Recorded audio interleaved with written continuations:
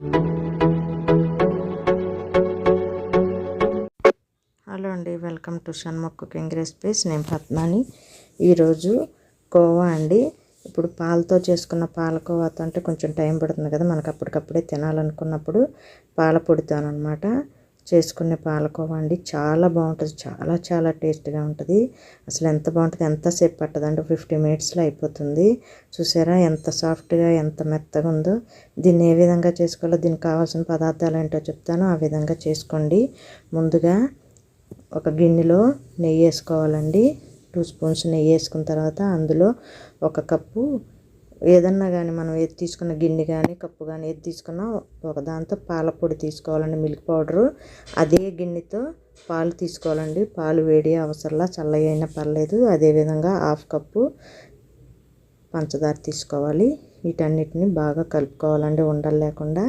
ఈ విధంగా కలుపుకున్న తర్వాత దీన్ని అలాగే పొయ్యి మీద పెట్టి చాలా సిమ్లో పెట్టుకోవాలండి, హైలో పెట్టుకోకూడదు. కొద్దిగా నెయ్యి వేసుకొని బాగా కలుపుకోవాలన్నమాట. ఈ విధంగా కలుపుతూ ఉంటే మనకి కొంచెం చిక్కదనం వస్తూ ఉంటుంది. అలాగే తిప్పుతూ ఉండాలండి. తిప్పుతున్నప్పుడు కొంచెం దగ్గర పడుతూ ఉంటుంది అన్నమాట. ఈ విధంగా దగ్గర పడుతున్నప్పుడు ఇంకొక స్పూన్ నెయ్యి వేసుకోవాలి. ఈ విధంగా వేసుకున్న తర్వాత బాగా కలుపుతూ ఉండాలండి. ఇలాగే 15 మినిట్స్ కలుపుతూ ఉంటే మనకు దగ్గర అయ్యి, చూసారా ఈ విధంగా తయారవుతుంది అన్నమాట. ఈ విధంగా తయారైనప్పుడు చివరిలో ఇలాచి పొడి వేసుకోవాలండి. వేసుకున్న తర్వాత కాసేపు తిప్పి దాంట్లో ఇంకొక స్పూన్ నెయ్యి వేసుకోవాలండి. మొత్తం 3 స్పూన్స్ నెయ్యి పడుతుంది. ఈ విధంగా చేసుకుంటే చాలా బాగుంటుందండి నెయ్యి వేసుకుంటే. ఈ విధంగా చేసిన తర్వాత దీంట్లో చూసారా ఈ విధంగా తయారైంది. దీన్ని వేరే బౌల్లోకి తీసుకోవాలి. దాంట్లో చుట్టూ నెయ్యి అప్లై చేయాలండి. చేసిన తర్వాత ఇది అందులో వేసేసేయాలి. వేసేసి మొత్తం చక్కగా సాఫ్ట్గా చేసుకోవాలి. సమానంగా చేసుకున్న తర్వాత దానికి ఈ విధంగా చేసుకోవాలి. చేసిన తర్వాత దాని మీద డ్రై ఫ్రూట్స్ వేసుకోవాలండి. పిస్తా, కొంచెం కుంకుమ పువ్వు కూడా వేసుకోవాలి.